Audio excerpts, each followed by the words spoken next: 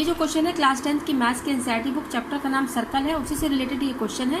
ये क्वेश्चन जो है ओसवाल सैंपल पेपर से लिया गया है। देखिए क्वेश्चन क्या बोल रहा है कि PQ और RS क्या दो पैरेलल टेंजेंट है क्वेश्चन के हिसाब से विद सेंटर O, और ये O क्या है सेंटर, सर्कल का जो है सेंटर है। एंड अनदर टेंजेंट, एक और टेंजेंट है AB। देखिए बोल रहा है another tangent AB with point of contact C। एक दूसरा टेंजेंट है AB जो इसका पॉइंट ऑफ कॉन्टेक्ट क्या है C।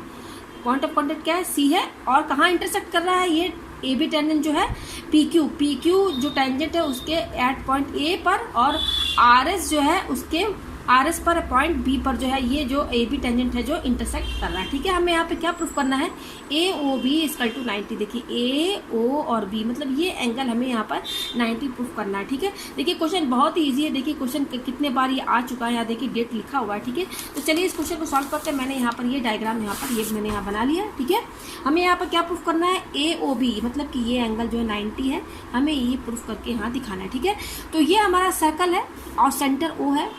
तो जब सर्कल है तो रेडियस तो होगा ही, रेडियस क्या होगा O और D। तो चलिए रेडियस बना देते हैं, ये रहा रेडियस, ज्वाइन कर देते हैं। रेडियस हुआ ना, ये रेडियस हुआ OD। उसी तरह से देखिए पॉइंट सेंटर से हम यहाँ E पर ज्वाइन करेंगे तो ये भी रेडियस होगा, रेडियस तो हम ज्वाइन कर सकते हैं ना। अच्छा सेंटर O से ये जो C है इसको भी हम ज्वाइन कर देते हैं, रेडियस हो क्योंकि रेडियस है। तो हमने यहाँ पर क्या क्या चीज़ ज्वाइन किया है, join OD OE and OC। ठीक है, और ये सब क्या है मैं यहाँ पे लिख देती हूँ OD equal to OE equal to OC। ये इक्वल है क्यों, क्योंकि ये रेडियस है सर्कल का, रेडियस ऑफ सर्कल का रेडियस है। ठीक है, तो ये तो इक्वल हुआ। ठीक है, अच्छा अब चलिए मैं यहाँ पर एंगल का नाम दे देती हूँ। इसको मैं 1 दे देती हूँ।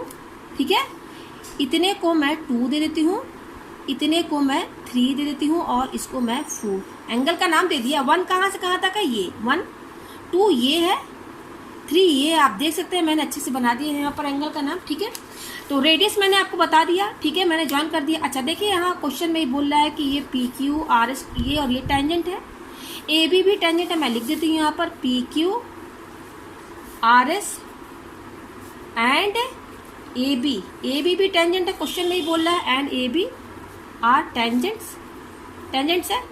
अच्छा अब यहाँ टेंजेंट बोल दिया तो यहाँ टेंजेंट वाला थ्योरम आपको लगाना है। थ्योरम कौन सा लगेगा, अगर कोई भी टेंजेंट सर्कल से टच होकर जाता है तो उस सर्कल का जो रेडियस होता है वो उस टेंजेंट के परपेंडिकुलर होता है। ठीक है, तो यहाँ पर जहाँ टेंजेंट आपको बोल दिया जाए वहाँ पर बस थ्योरम लगा के आप रेडियस को टेंजेंट के परपेंडिकुलर कर दीजिए। ठीक है, तो देखिए यहाँ पर ये OD क्या है, रेडियस है, और ये टेंजेंट है PQ क्या है, टेंजेंट है भाई। तो इस सर्कल का रेडियस क्या है OD, तो OD क्या हो जाएगा OD परपेंडिकुलर PQ होगा ना थ्योरम के हिसाब से।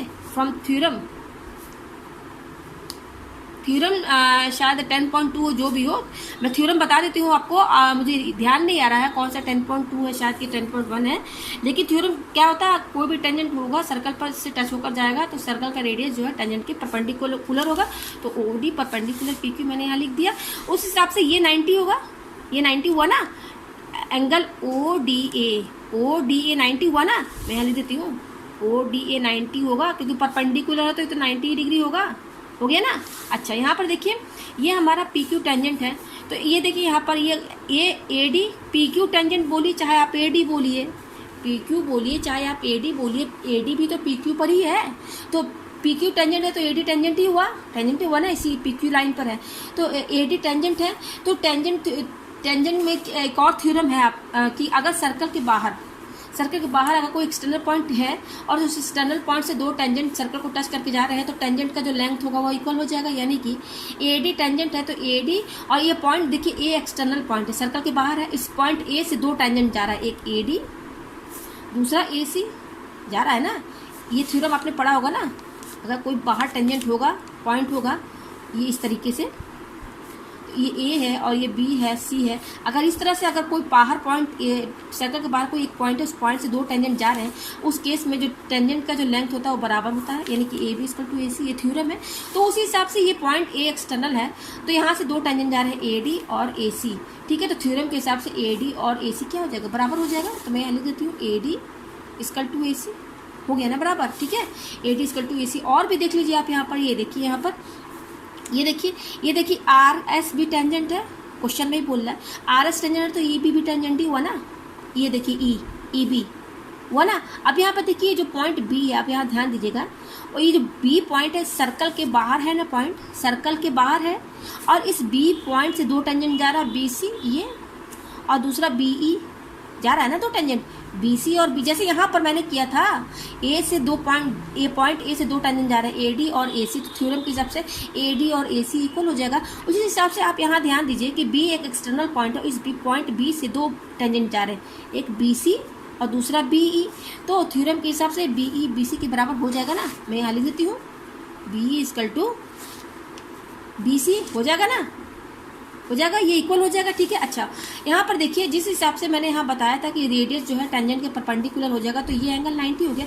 यहाँ पर भी देखिए ओ ई क्या है, रेडियस है, मैंने बता दिया ओ ई रेडियस है, यहाँ लिख दिया, तो ओ ई है और ये टेंजेंट है आपका आर एस। तो थ्योरम के हिसाब से रेडियस जो होगा टेंजेंट के परपेंडिकुलर हो जाएगा, यानी कि ओ ई परपेंडिकुलर आर एस। आप देख सकते हैं ये ओ ई जो है आर एस के परपेंडिकुलर हुआ, ओ ई परपेंडिकुलर आर एस हो गया यहाँ पर, ठीक है। तो ओ ई परपेंडिकुलर आर एस जब आपका हो गया यहाँ पर ओ ई परपेंडिकुलर आर एस, तो ये एंगल भी 90 हुआ, यानी कि एंगल ओ ई बी 90 हुआ, ओ ई बी 90 हुआ ना, ओ ई बी 90 हुआ। अच्छा यहाँ पर भी देखिए ओ सी भी क्या है आपका, रेडियस है ना ओ सी, और ए बी टेंजेंट है, क्वेश्चन भी बोल रहा है ए बी भी टेंजेंट है और ओ सी रेडियस है, तो उसी हिसाब से तो ये एंगल 90 हो गया, हुआ ना 90। ये परपेंडिकुलर ओ सी रेडियस परपेंडिकुलर हो गया ना टेंजेंट के, थ्योरम के हिसाब से।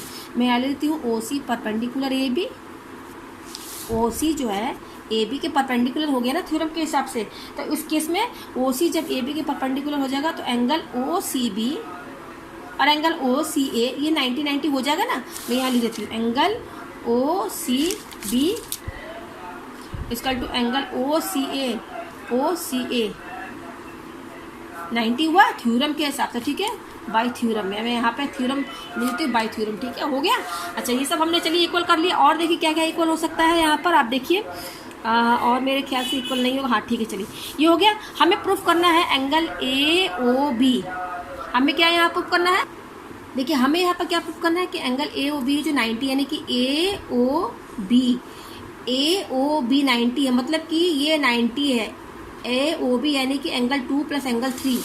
हमें यहाँ पे जो प्रूफ करना है वो प्रूफ करना है angle A O B equal to 90, और ए ओ बी के अंदर क्या आ रहा है, ए ओ बी इसके अंदर देख सकते हैं 2 और 3 दोनों आ रहा है, तो यानी कि हमें यहाँ पे प्रूफ करना है angle 2 plus angle 3 equal to 90। हमें यहाँ पर ये प्रूफ करके दिखाना है, ठीक है। तो चलिए प्रूफ करते हैं। अब हम देखिए कैसे प्रूफ करेंगे।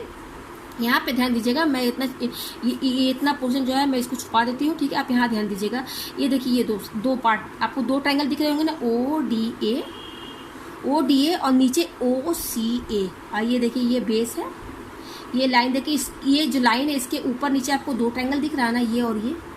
मैं इन दोनों ट्रायंगल को कॉन्ग्रेंट प्रूफ कर दूंगी, ठीक है। कॉन्ग्रेंट आपने पढ़ा होगा ना 9th में, कॉन्ग्रेंट आपको कैसे प्रूफ करना पड़ता है दोनों ट्रायंगल को कॉन्ग्रेंट प्रूफ करने के लिए, या तो आप एस से इसको कॉन्ग्रेंट कीजिए, या तो फिर एंगल साइड से इसको कॉन्ग्रेंट प्रूफ कीजिए।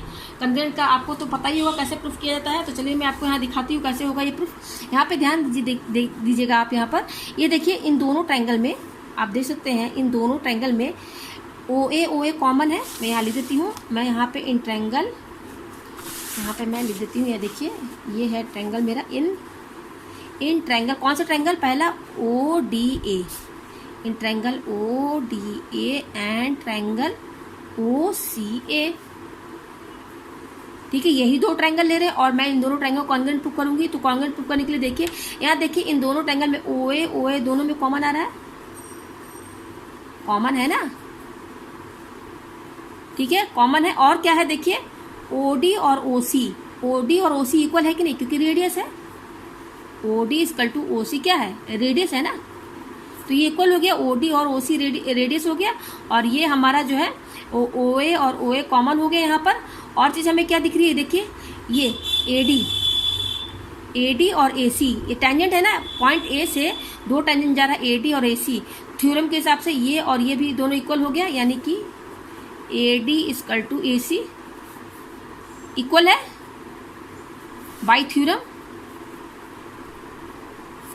तो ये इक्वल हो। और क्या दिख रहा है आपको यहाँ पर, आप यहाँ देख सकते हैं ये जो है यहाँ पर ये एंगल 90 आप देख सकते हैं, ये ODA इस वाले ट्रायंगल में, जो ऊपर वाला ट्रायंगल इसमें ODA ये 90 है, और ये नीचे वाले ट्रायंगल में OCA 90 है, ये 90 है, मैंने बता दिया था ना, यहाँ देखिए मैंने सब लिखा है। ODA देखिए 90, ये देखिए ODA 90 और OCA 90, यानी कि इन दोनों ट्रायंगल में ये ट्रायंगल, ये एंगल और ये एंगल 90 है। मैं यहाँ ले लेती हूँ angle ODA equal to angle OCA 90 है। कैसे 90 हुआ है? रेडियस परपेंडिकुलर टेंजेंट वाले थ्योरम के हिसाब से 90 हो गया। तो यहाँ पे देखिए इन दोनों ट्रायंगल में ये साइड, ये OD और OC इक्वल है, और AD और AC इक्वल है, ठीक है, और ये साइड और ये साइड इक्वल है, ये साइड और ये साइड इक्वल है, और इन दोनों साइड के बीच में ये एंगल और ये एंगल इक्वल है, 90 है। तो ये देखिए दो साइड और दो साइड के बीच में दो एंगल आ रहा है, बीच में है एंगल, यानी कि बाई सैस रूल ये दोनों ट्रायंगल हमारे कॉन्ग्रेंट हो जाएंगे। यानी कि ट्रायंगल, कौन सा ट्रायंगल लिया था? ODA, कॉन्ग्रेंट का साइन देखिए ये है, ठीक है, ये कॉन्ग्रेंट हो गया। जब दो ट्रायंगल हमारे कॉन्ग्रेंट हो जाएंगे, दो ट्रायंगल जब कॉन्ग्रेंट प्रूफ हो जाते हैं तो उनके करस्पॉन्डिंग एंगल्स भी इक्वल हो जाते हैं और करस्पॉन्डिंग साइड्स भी इक्वल हो जाते हैं। तो हमें यहाँ एंगल से मतलब है, जब ये दोनों ट्रायंगल कॉन्ग्रेंट हमारा हो जाएगा तब हमारा एंगल 1 जो है एंगल 2 के बराबर हो जाएगा। Angle 1 equal to angle 2 by CP/CT, ठीक है, ये हो गया प्रूफ। क्योंकि कॉन्ग्रेंट प्रूफ कर दिया तो एंगल करस्पॉन्डिंग एंगल्स इक्वल हो जाएंगे, यानी कि angle 1 equal to angle 2 proof हो गया। अब उसी से हिसाब से सिमिलरली जैसे आपने ये दोनों ट्रायंगल कॉन्ग्रेंट प्रूफ किया, उसी हिसाब से अब ये दो ट्रायंगल देखिए, आपको दिख रहा होगा दो ट्रायंगल OCB और OEB, ये दो ट्रायंगल दिख रहे हैं, ठीक है। ये OB जो लाइन है, इस लाइन के ऊपर एक ट्रायंगल है और इस लाइन के नीचे दो ट्रायंगल दिख रहे हैं। तो इसको भी बिल्कुल सेम जैसे आपने मैंने इसको कॉन्ग्रेंट प्रूफ किया, सेम ये भी कॉन्ग्रेंट प्रूफ करना होगा। तो मैं यहाँ लिख देती हूँ इन ट्रायंगल, मैं यहाँ पे लिख देती हूँ इन ट्रायंगल, देखिए ट्रायंगल कौन सा? OCB एंड ट्रायंगल OEB, मैं यहाँ पे लिख देती हूँ, ठीक है, OEB। तो यहाँ पर भी देखिए बिल्कुल सेम होगा। यहाँ पर ये देखिए OE और OC और OE क्या है भाई? OE और OC रेडियस है ना, तो दोनों ट्रायंगल का ये दो साइड इक्वल हो गया, ये रेडियस हो गया, ठीक है, ये और ये रेडियस हो गया। अच्छा, BE और BC मैंने बताया था ना, पॉइंट B से दो टेंजेंट जा रहे हैं, BE और BC, तो थ्योरम के हिसाब से ये दोनों इक्वल हो जाएगा टेंजेंट BE और BC। ये भी मैंने आपको समझा दिया था, BE equal to BC equal है, ठीक है, बाई थ्योरम के हिसाब से मैं यहाँ लिख देती हूँ, हो गया इक्वल। तो ये साइड और ये साइड इक्वल, और ये साइड इक्वल, और देखिए बीच में एंगल आ रहा है, ये भी 90, इस वाले ट्रायंगल का ये एंगल 90 है और इस वाले ट्रायंगल का ये एंगल, ये दोनों 90 डिग्री है। मैं यहाँ लिख देती हूँ angle OEB equal to angle OCB, क्या है? ये 90 है थ्योरम के हिसाब से, ये भी थ्योरम है, मैं यहाँ लिख देती हूँ बाई थ्योरम, ठीक है। तो बाई सैस रूल ये दोनों ट्रायंगल कॉन्ग्रेंट हो गए ना। कौन से triangle? Triangle OCB congruent to triangle OEB congruent हो गया। तो जब दोनों ट्रायंगल कॉन्ग्रेंट हो जाएंगे तो करस्पॉन्डिंग एंगल्स इक्वल हो जाएंगे, यानी कि एंगल 3 इक्वल टू एंगल 4 हो गया ना, बाई CP/CT ये हो गया। तो हमने यहाँ पर क्या किया? कॉन्ग्रेंट दोनों ट्रायंगल को करके हमने एंगल 1 को एंगल 2 के बराबर कर दिया और एंगल 3 को एंगल 4 के बराबर कर दिया मैंने। अब चलिए यहाँ पे मैंने क्या क्या इक्वल किया है, एंगल 1 को एंगल 2 के बराबर किया है और एंगल 3 को एंगल 4 के बराबर कर दिया है। इसको बॉक्स के अंदर मैं कर देती हूँ। हमें यहाँ पे प्रूफ करना है angle 2 plus angle 3 equal to 90, और ये किसके बराबर है? एंगल 2 और एंगल 3 एंगल AOB के बराबर है, हमें ये प्रूफ करना है यहाँ पर। चलिए तो अब इसको सॉल्व करते हैं। तो यहाँ पर ध्यान दीजिएगा, DE आपका एक लाइन है, ऐसे मैं कर देती हूँ, ये देखिए DE एक लाइन है। तो स्ट्रेट लाइन में कितना एंगल बनता है? स्ट्रेट लाइन पर ये पूरा एंगल यहाँ से यहाँ पूरा 180 बनेगा।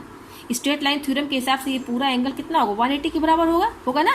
जैसे कि ये आपका स्ट्रेट लाइन है, इस पर कितना भी आप यहाँ पर एंगल बना दीजिए, ये पूरा एंगल का सम कितने के बराबर होता है? 180 के बराबर होता है।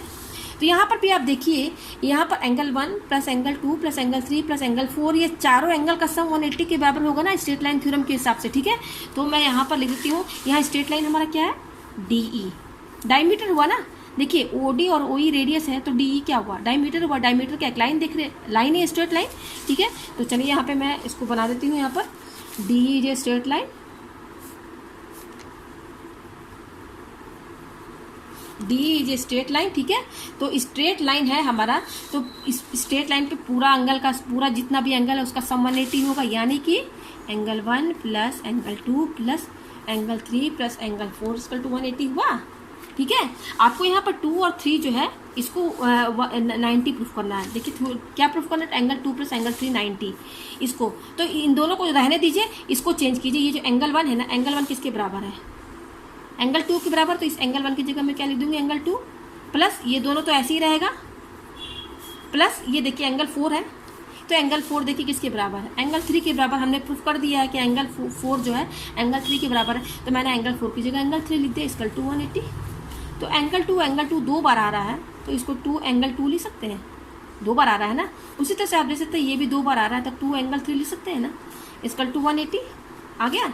इन दोनों में, इसमें और इसमें कॉमन क्या रहा है, 2 दोनों में है, तो 2 बाहर निकाल दीजिए, तो अंदर क्या बचेगा, angle 2 plus angle 3 equal to 180, यही बचेगा। 2 इसके साथ इनटू में है, तो 2 को हम इधर लेकर आएंगे और एंगल 2 प्लस एंगल 3 यहीं पे रहेगा। ठीक है, तो 180 और ये 2 इंटू में है, इधर साइड आएगा तो डिवाइड में चला आएगा। ठीक है, इधर साइड आएगा डिवाइड में, तो ये काट दीजिए तो 90 हो जाएगा। तो आप यहाँ देख सकते हैं एंगल 2 प्लस एंगल 3 जो है वो 90 के बराबर आ गया। और एंगल 2 और एंगल 3 किसके में आ रहा है, एंगल AOB के अंदर आ रहा है। ठीक है, तो ये एंगल 2 प्लस एंगल 3 किसके बराबर है, एंगल AOB के बराबर है। तो यहाँ पर देखिए हमारा ये प्रूफ हो गया। ये बहुत ही इजी क्वेश्चन था, यहाँ पर बस थ्योरम आपको ध्यान देना है और 9th में अपने कन्ग्रेंट जो प्रूफ किया है उसको आपको ध्यान देना है कि कैसे कन्ग्रेंट प्रूफ किया जाता है। तो जस्ट यहाँ पर थ्योरम ही सब यूज हुआ है और कन्ग्रेंट वाला थ्योरम जो है वो यूज हुआ है, उसकी हेल्प से ये क्वेश्चन जो है बहुत ईजिली यहाँ पर सॉल्व हो गया। जहाँ ना समझ में आया हो मुझे कमेंट करके ज़रूर बताएं।